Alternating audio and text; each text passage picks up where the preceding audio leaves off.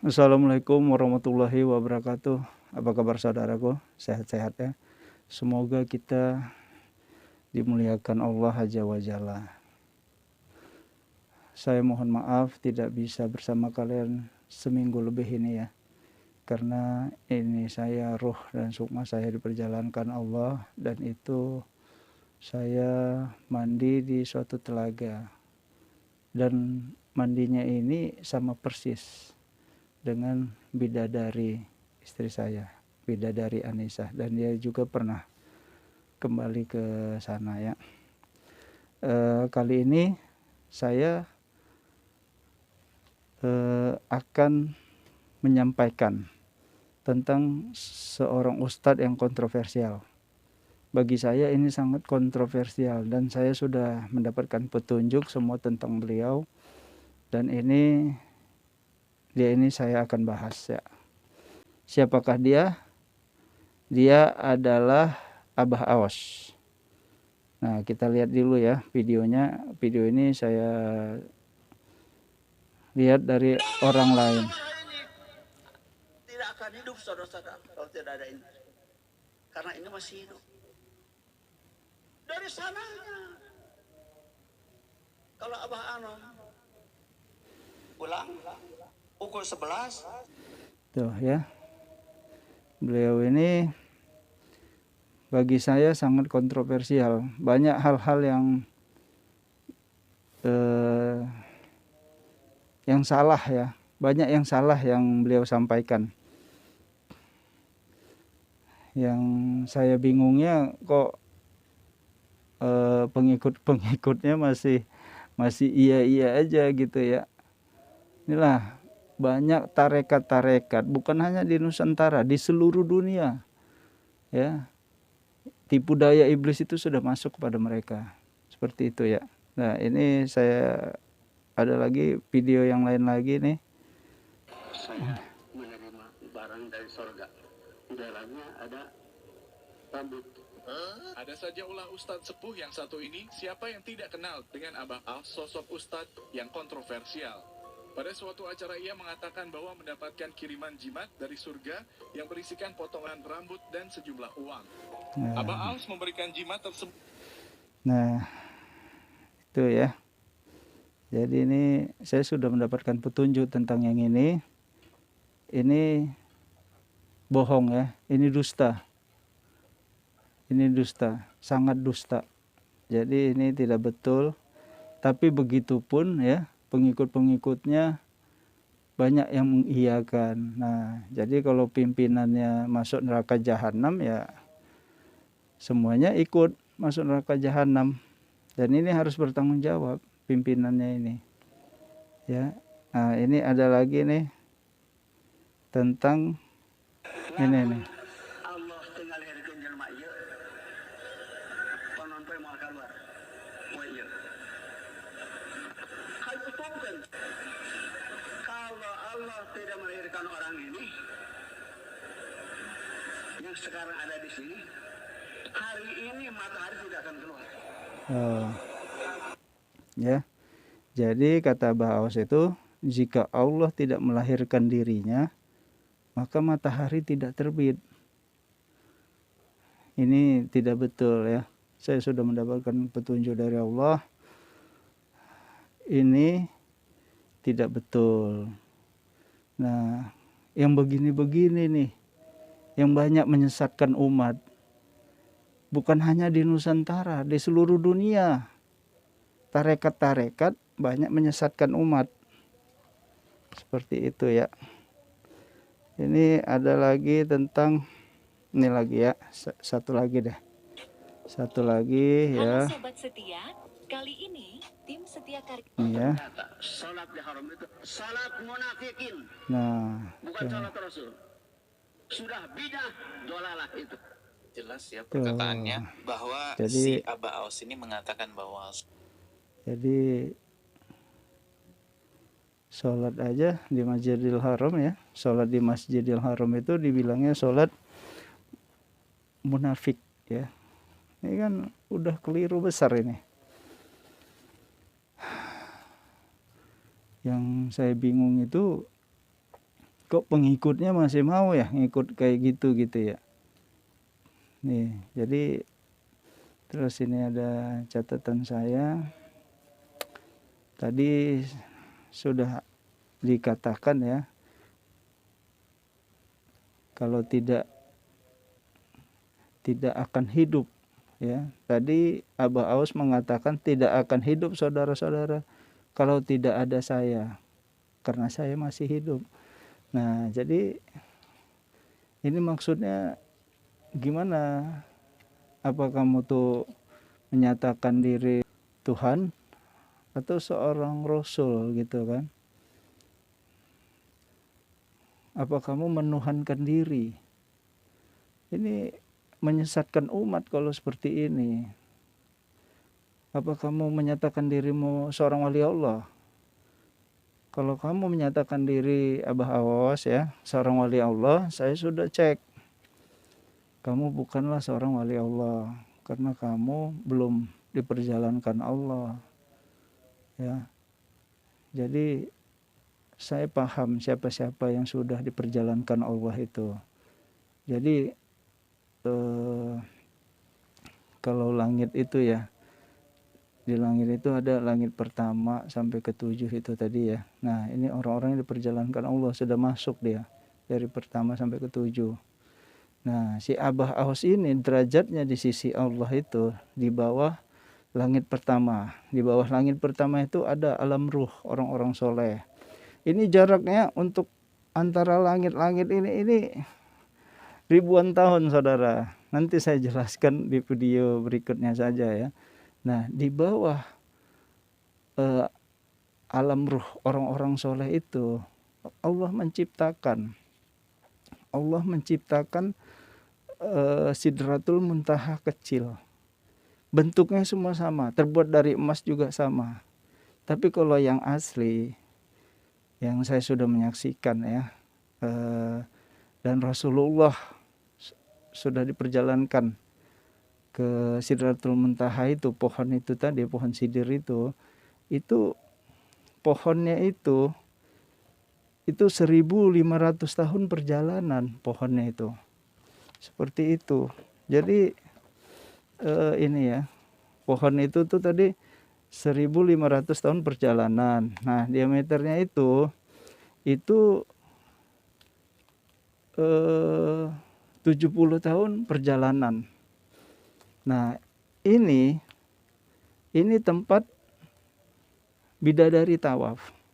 Di sini nih, pohon sidir ini tadi. Nah, kalau yang di situ yang kecilnya tadi di bawah alam ruh orang-orang soleh, ini hanya 50 tahun perjalanan di sini. 50 tahun perjalanan dan diameternya ini hanya 7 tahun perjalanan, dan di situ tidak ada bidadari. Nah, derajat spiritualnya si Abah Aus ini tadi itu masih melewatin ini. Masih melewatin di sini nih. Nah, ini untuk orang-orang yang keakuannya sangat tinggi. Orang-orang yang sombong. Nah, di sini semuanya itu. Di atas ini semuanya untuk orang-orang yang sombong. Ada yang nanti posisinya ada yang di sini, ada yang masih di sini, ada yang masih di atas ini. Nah, ini dikiranya dia sudah sudah diperjalankan Allah di langit ke-7. Padahal tidak gitu. Derajat dia di sisi Allah masih sini ya. Jadi seperti itu ya. Jadi banyak-banyak istighfar ya. Abah Aus, bertobatlah. Saran saya seperti itu. Anda bertobat, jangan sampai ya ini umur Anda masih ada, bertobatlah, dan itu ya pengikut-pengikutmu ya sadarlah ya, kalian sadar semua, kalian cerna aja sendiri itu apa yang dikatakan Abah Aus, semua yang sudah ada di video-video itu kan banyak dia, kalian cerna aja sendiri, benar enggak itu, gitu aja, simple kok, kelihatan itu kalimat-kalimatnya, kata-katanya benar nggak itu? Saya cuma mengingatkan jangan sampai Anda Abah Hawas dan seluruh pengikutmu masuk ke neraka jahanam semuanya. Saya ingatkan itu ya. Selanjutnya, merah putih itu sebagai wahyu. Wahyu yang disampaikan oleh malaikat Jibril. Saya lihat videonya ini ya. Saya sudah melihat bahwasanya Abah Hawas mengatakan merah putih itu sebagai wahyu yang disampaikan oleh malaikat Jibril. Saya sudah mendapatkan petunjuk untuk ini. Astagfirullah ya. Itu tidak betul. Jadi begini. Berbeda wahyu, petunjuk, dan kesaksian, penyaksian, menyaksikan. Wahyu atau risalah yang disampaikan oleh malaikat Jibril ya. Nah, baru petunjuk. Kalau ini merah putih ini pada masa Rasulullah itu tidak ada. Allah menyampaikan, memerintahkan malaikat Jibril ke Rasulullah untuk disampaikan merah putih ini, nggak ada. Saya sudah mendapatkan petunjuk itu, nggak ada itu. Kalau malaikat Jibril menyampaikan berarti itu wahyu atau risalah ya. Dia hanya sebagai petunjuk aja, sebagai petunjuk. Jadi misal lagi zikiran ini ya, Rasulullah lagi zikiran, itu ada langsung petunjuk disampaikan seperti itu. Tidak ada malaikat Jibril yang menyampaikan itu ya. Nah, jadi misalnya contoh yang sudah saya alami aja ya. Ini pengalaman hidup saya aja. Jadi kalau wahyu itu atau risalah ya, risalah wahyu itu ini begini. Ini pengalaman hidup saya yang saya lihat langsung malaikat Jibril dan malaikat Rakib dan Atid itu datang.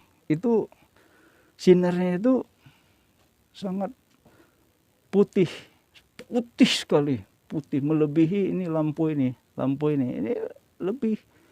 Dan hatimu itu nanti bergetar. Di sini tuh bergetar, kamu akan keluar dari mata kamu itu. Nggak sanggup. Siapapun manusianya nggak sanggup. Karena apa? Karena dari sini, dari ruh kita ini. Dan keluar air mata itu. Nggak sanggup kamu. Pasti nggak sanggup. Seperti itu ya. Jadi yang pernah saya alami itu tentang Al-Quran. Yang disampaikan malaikat Jibril itu di tanggal 24 Oktober 2024. Nanti kamu lihat aja video. Sudah saya buatkan videonya. Itu menyampaikan. Allah menyampaikan ke malaikat Jibril baru ke saya ya. Jadi Al-Quran itu kalau kita buka. Itu Al-Quran ini lembaran pertamanya. Di sini kita sudah harus mengucapkan syahadat. Nah, di surat yang pertama itu harus surat Al-Ikhlas.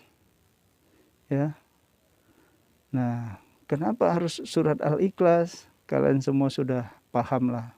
Gak perlu saya ajarkan ya, ini para ulama ini ya. Pasti udah paham maksudnya. Di situ ada tertera dalam ayatnya itu bahwasannya Allah itu tidak beranak dan tidak diperanakkan. Ya, jelas ya di situ ya. Allah tidak beranak dan tidak diperanakkan. Tiada setara dengan Dia. Jadi itu udah paham lah kalian surat Al-Ikhlas gitu ya. Jadi memang itu yang harus di surat pertama. Berikutnya itu surat Al-Fatihah. Berikutnya lagi malaikat Jibril menyampaikan bahwasannya saya dan seluruh ulama, bukan ulama kondang di Nusantara ini ya, dia nggak paham. Seluruh ulama itu adalah ahli kitab Al-Quran bersama saya nanti merevisi ini. Karena Al-Quran ini kan ada sama Allah. Jadi yang direvisi itu apanya? Ya nomor urutnya saja. yang tidak tepat nomor urutnya. Kalian pahamlah, setelah masa Rasulullah ya Al-Qur'an ini baru dibuat ya, disusun ya. Coba kalau pada masa itu Rasulullah umurnya panjang. Nah, pastilah misalnya dulu waktu itu kan umur Rasulullah sekitar 63 ya. Kalau Rasulullah itu umurnya 100 tahun, mungkin sudah tidak ada lagi revisi, karena keyakinan saya itu sudah sesuai nomor urutnya dengan Al-Qur'an yang ada pada Allah. Al-Qur'an kita ada pada Allah. Makanya itu kan setiap momen Rasulullah dikasih ayat ini, momen berikutnya nanti dikasih lagi ayat ini, seperti itu ya. Nah, selanjutnya itu tadi namanya wahyu. Itu wahyu ya. Nah, selanjutnya menyaksikan. Saya ini menyaksikan. Ya, menyaksikan secara langsung. Diperjalankan Allah. Nah, saya menyaksikan pohon Sidratul Muntaha itu tadi. Saya bertanya di sini ya, saya bertanya, ya Allah, berapa tingginya? 1500 tahun perjalanan. Nah, terus Allah menyampaikan, dan harus kamu sampaikan kepada seluruh umat di dunia ini. Apa itu? Tentang yang disampaikan Rasulullah. Rasulullah itu pernah bercerita bahwasannya dia melihat di atas pohon sidir. Kan Rasulullah itu melihatnya sangat jauh. Itu ada. Jadi di pohon sidir itu ini kan seperti kupu-kupu. Apa ini namanya? Ini batang pohon sidir itu tadi menyelimuti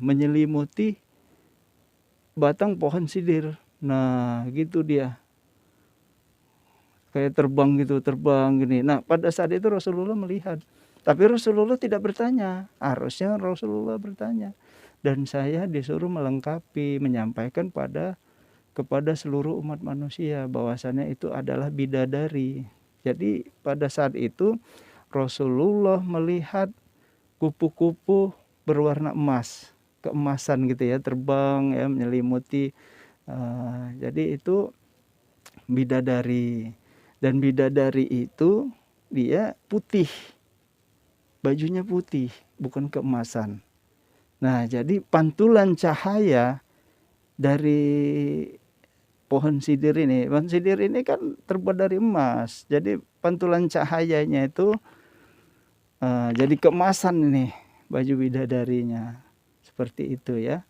Nih, kesaksian saya ini didengar oleh 2 bidadari. Di samping saya ini ada bidadari ya. Kalian yang nilai silahkan lihat. Ya, saya cerita ini tidak mengada-ngada. Seluruh video-video saya menyampaikan ini sesuai dengan kehendak Allah, bukan kehendak saya, bukan kehendak diri saya. Seperti itu ya. Terus itu menyaksikan. Artinya saya menyaksikan gitu. Selanjutnya saya ingin menyampaikan seperti ini.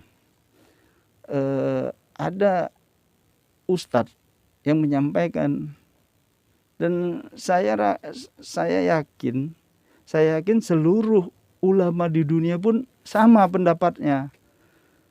Jadi begini, malaikat Jibril dan Rasulullah mendekati pohon Sidratul Muntaha. Malaikat Jibril enggak mau. Kenapa? Karena kata si Bahar dalam momen acara Isra Mi'raj ya, saya melihatnya di video dia itu ya, ada videonya momen Isra Mi'raj. Kata si Bahar, malaikat Jibril tidak berani mendekat pohon sidir karena malaikat Jibrilnya bisa hancur katanya.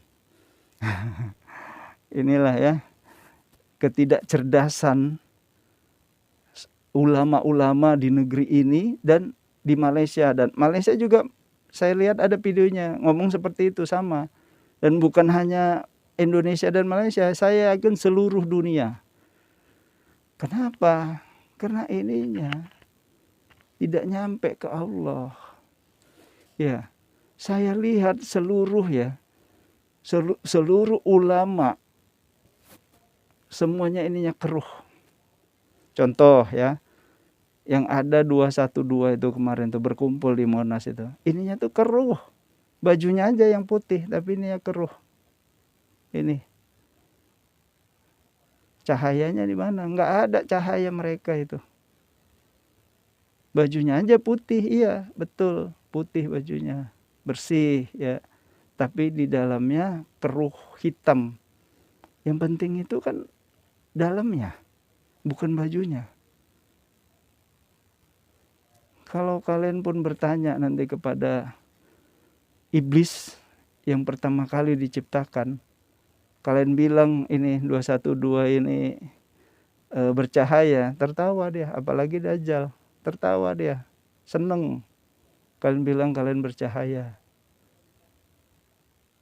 Padahal kalian semua itu yang di situ tuh mikirin dunia.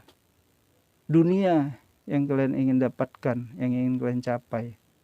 Bukan ini ke sana, ya, itu ya. Nah, selanjutnya itu tadi tentang penyaksian saya.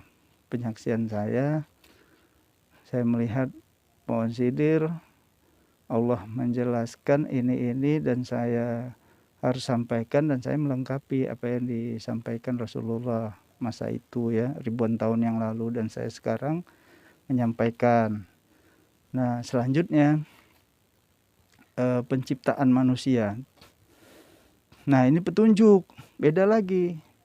Wahyu, menyaksikan, dan petunjuk.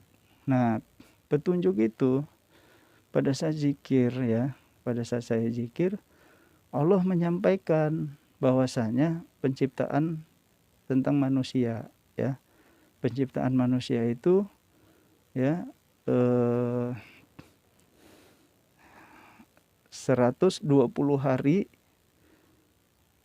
atau 4 bulan ruh itu sudah ditiupkan di rahim seorang ibu. Kan begitu tuh. Lihat aja tuh ada hadisnya. Dan itu berdasarkan kesepakatan bersama antara seluruh ulama katanya. Berdasarkan kesepakatan ulama lagi, cobalah. Allah tidak menyampaikan hal seperti itu. Nah, itulah kenapa? Karena ulamanya tidak mendapatkan petunjuk dari Allah. Mereka hanya suka-suka berdasarkan pikiran mereka. Nah, saya mendapatkan petunjuk bahwasannya pada saat terjadi pembuahan ya, antara laki-laki dan perempuan itu tadi berhubungan intim, mereka terjadilah pembuahan di situ ya, terjadi pembuahan di situ. Di situ ditiupkan ruhnya. Nah, jadi bukan 120 hari atau 4 bulan ruh ditiupkan. Jadi pada saat terjadi pembuahan, ditiupkanlah ruh itu tadi. Itu berdasarkan petunjuk. Nah, karena apa? Ini kesana. Jadi seperti itu. Jadi kita nggak usah menciptakan dari pikiran kita, ngarang-ngarang kita, nggak usah. Gitu ya. Ini sudah di ujung akhir zaman dan saya menjelaskan semuanya untuk kalian. Seperti itu ya. Jadi berbeda antara wahyu, menyaksikan, petunjuk. Jadi saya sudah jelaskan ini. Selanjutnya. Saya ada catatan juga tentang apa yang disampaikan Abah Haos, bahwasannya yang umroh itu atau haji ke Mekah itu binatang katanya. Astagfirullah ya. Inilah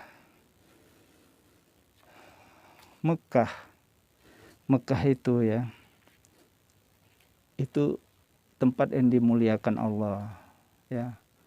Walaupun ya orang mengatakan ya penguasa di sana jolim, tidak baik gitu ya, itu urusan lain.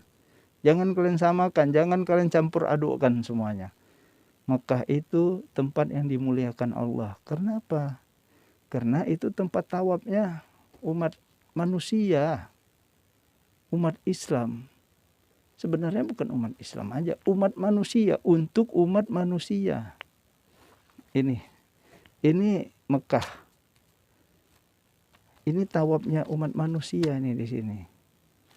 Ditarik garis lurus ke atas, di langit ketujuh itu tempat tawafnya malaikat. Para malaikat di situ ditarik garis lurus itu benar. Tempat tawafnya malaikat Baitul Maqmur itu di langit ketujuh. Pertama sekali yang melakukan tawaf adalah malaikat di langit ketujuh. Sebelum melaksanakan tugas itu malaikat-malaikat itu harus bertawaf. Begitu juga dengan para bidadari. Di mana? Saya sudah jelaskan tadi, bidadari itu di pohon sidir. Di pohon sidir. Ya, dia bertawaf di situ, di pohon itu dia tawaf di situ. Nah, selanjutnya ini lagi sholat di Masjidil Haram atau Mekah itu orang-orang munafik katanya. Jadi kalau Anda sholat di Masjidil Haram itu Anda munafik, kata orang Abah Awas itu. Ya enggak lah, orang tempat yang mulia. Ya Anda jangan campur adukkan semua gitu kan. Semuanya Anda campur adukkan. Yang katanya peci haram lah. Jadi kayak di Masjidil Haram ini ya, Mekah ini tadi, Mekah Madinah ini ya, itu dibilang nggak bener lah gitu ya, tempat yang nggak bener. Terus Mekah dan Madinah ini tempat orang-orang sholat yang orang munafik katanya ya. Kalian itu salah besar ya, terutama si Abah Awas ini salah besar dia. Jadi ini bukan cerita dongeng ya. Saya sudah merasakan dan pengalaman dalam diri saya. Jadi Mekah Madinah itu betul tempat yang tidak bisa dimasukin Dajjal. Itu betul, bukan cerita dongeng itu. Saya sudah merasakan dan saya sudah buat videonya. Videonya sudah saya buat. Nih. Ini Mekah Madinah. Ini sudah di benteng gaib. Udah di benteng gaib. Kalian nonton lah itu video saya sebelumnya. Sudah di benteng gaib ini sama si Dajjal itu. Ya.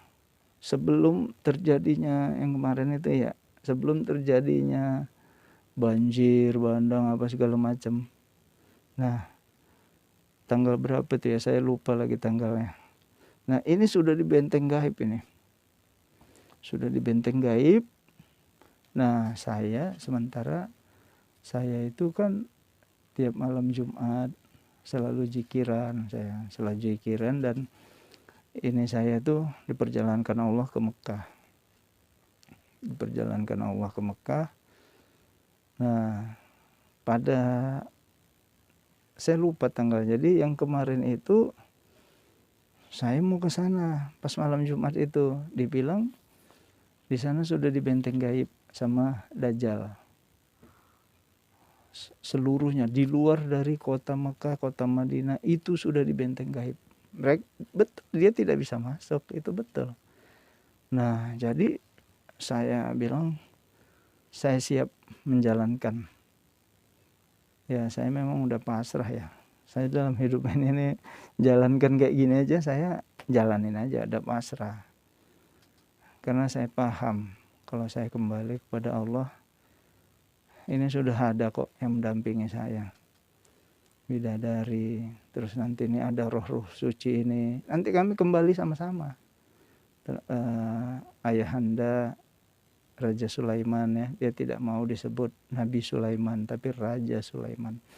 Sama-sama kami ini nanti. Pada saat saya nggak ada, ya semua kami kembali sama-sama gitu ya. Terus saya kembali lagi nih cerita yang tadi. Saya pas malam Jumat itu saya berjalan, dibawa gitu kan. Nah, saya sudah ngeliat tuh kayak semacam awan gelap gitu ya. Itulah benteng gaib dia itu tadi. Gelap banget. Pada saat menembus itu, dos, ini badan berasa nih. Dos, dos, dos, dos, dos, dos. Wah, dan itu saya merasakan agak lama gitu ya. Agak lama itu masuknya ke lorong itu tuh agak lama tuh. Cut itu. Kayak apa ya? Kayak di film-film ya kalau menurut saya ya. Robos itu tadi. Nah, barulah masuk kelihatan kota Mekah. Ini semua puas kayak gitu. Kembalinya saya lagi masih kuat juga bentengnya dia. Tapi saya memohon kepada Allah, ya Allah, hancurkanlah ya Allah. Ini benteng-benteng gaib ini. Hancurkanlah. Saya mohon ya Allah. Tapi setelah itu malam Jumat berikutnya saya nggak merasakan lagi gitu. Berarti memang benteng gaibnya itu tuh udah hancur ya. Ya tapi saya nggak tahu ini Dajjal dan iblis-iblis ini tadi ya, laknatullah ini, nggak tahu saya apalagi yang mereka rencanakan. Ya intinya ya, saat ini kita sudah di ujung akhir zaman. Selamatkan dirimu, selamatkan keluargamu. Jangan kau ikut-ikutilah ya ulama-ulama yang tidak benar itu, nggak usah. Mending kamu di rumah zikiran bersama saya tiap malam Selasa dan malam Jumat. Seperti itu, ajak keluargamu, ajak anak istrimu ya. Kalian melakukan hal-hal yang baik-baik saja. Jangan melakukan yang tidak baik ya. Jangan lagi, udahlah cukup yang lalu biar berlalu ya. Sekarang kalian mohon ampun kepada Allah, salat tobat kepada Allah, salat tobat kalian ya. Nah, kalian salat tobat, kalian melakukan salat tobat itu ya banyak istighfar ya. Nah, baru syahadat baca surat Al-Ikhlas. Mau dijikirin juga nggak apa-apa, silahkan. Baru la ilaha illallah. Nanti kalian tutuplah dengan salawat ya. Nah, nanti saya informasikan lagi kepada kalian tentang ini. Saya buatkan video tersendiri ya. Seperti itu ya. Nggak panjang kata. Saya ucapkan terima kasih. Semoga dimuliakan Allah. Assalamualaikum warahmatullahi wabarakatuh.